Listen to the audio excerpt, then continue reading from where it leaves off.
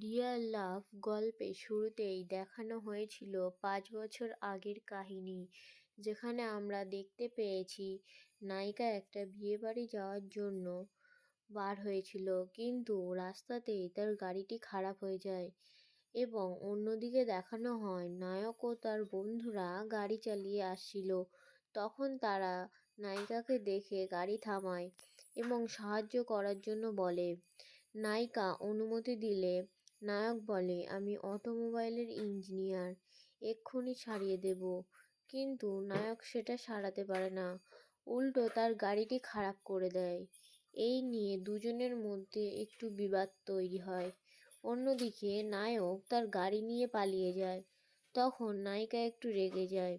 অবশেষে নায়িকা সেই বিয়ে বাড়িতে পৌঁছায় এবং এইসব ঘটনা বলতে থাকে, কিন্তু সে জানেই না অন্য দিক থেকে সেই নায়ক শুনছিল তার কথাগুলো।